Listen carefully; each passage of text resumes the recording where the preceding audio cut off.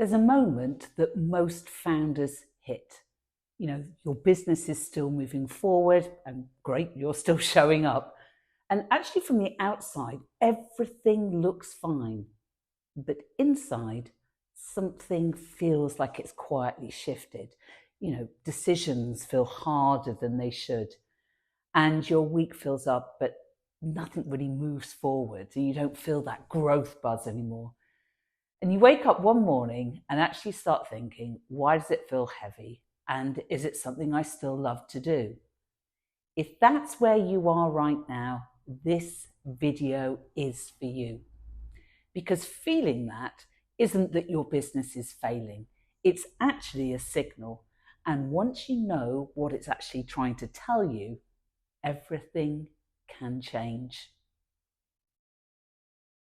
To be quite honest, I'm speaking from experience, which is why I speak with such confidence.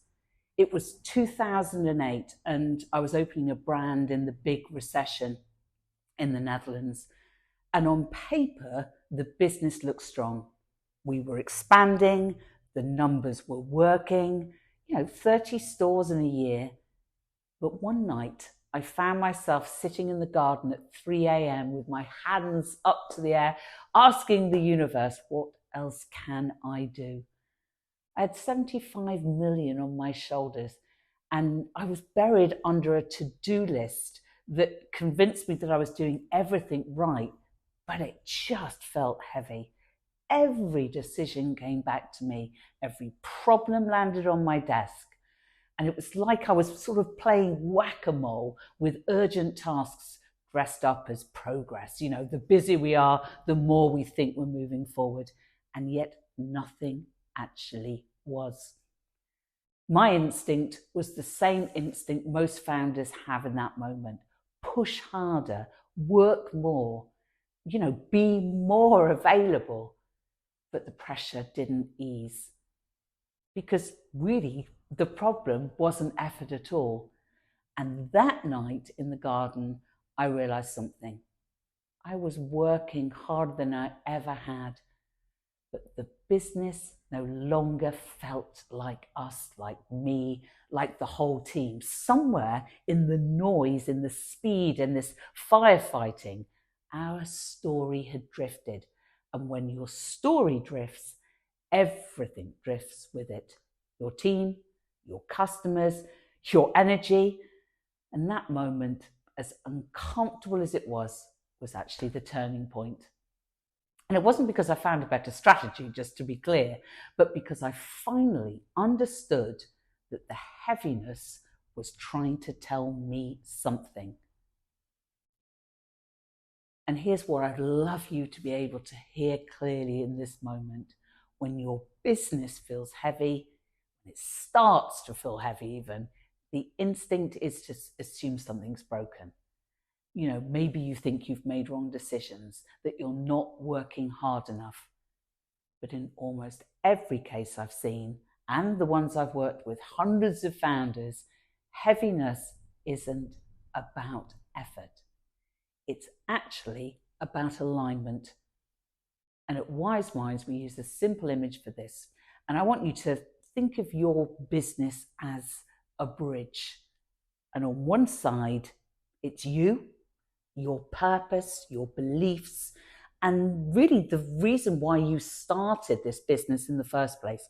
And on the other side, your customer, the person whose life you want to change with what you're doing to make better. And connecting these two is what you do, how you do it, and the story you tell about it. And when that bridge is strong, when everything connects clearly to why you do it and who you do it for, growth feels lighter. Decisions actually feel easier. And most importantly, your week fills with the right things for you to do, the things that align you.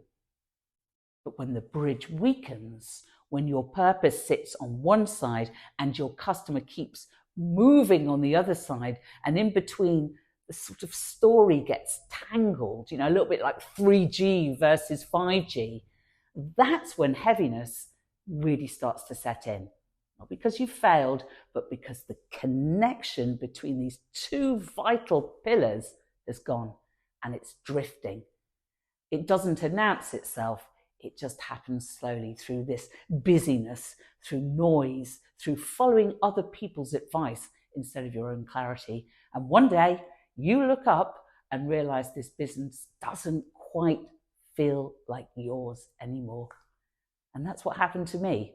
You know, in that garden that night, it's not failure, it's drift on that path.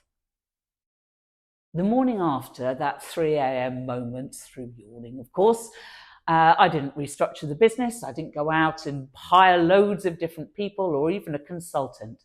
I didn't build a new strategy.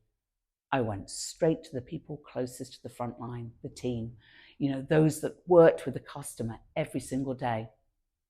And I put this predicament to them, this moment of how much it still felt like ours. And something shifted. We rechained on purpose, we rechained on vision, and it started to shift, not because they had all the answers, but the act of reconnecting alone to people, to purpose, to the business, that's what it was for. And it broke the drift. It built back the bridge.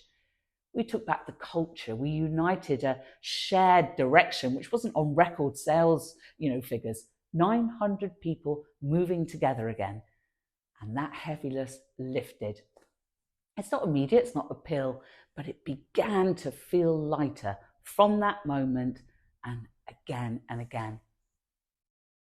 You cannot push your way out of this drift, but you can reconnect your way through it. And the first step is always the same. Get your story straight. Not your marketing copy, not your pitch deck. It's your story, the real one. The belief that has started your business, started it all. The difference you actually want to make. And really understanding the people you're genuinely here to serve. And when that's clear, that bridge strengthens. The heaviness starts to lift and growth feels like yours again. So if your business feels heavy right now, I want to leave you with one question. It's not a task, not a framework, just one honest question to sit with. Where has your business stopped feeling like yours? Where it burns, where it feels heavy?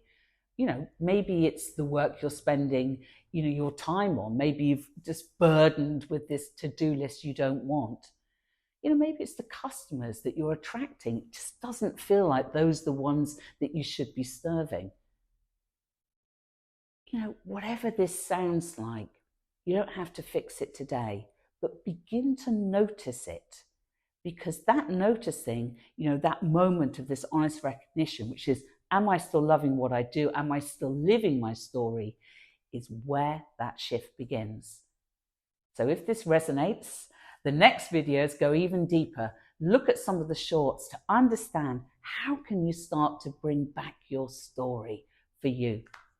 And the good news in my story, that year we made this incredible shift to being in a market leadership position. Getting your story straight, strengthening that bridge is something that truly adds to the performance, creating a more purpose-led journey. So if you're losing yourself in your story, have a look at some of the videos. The link is all below.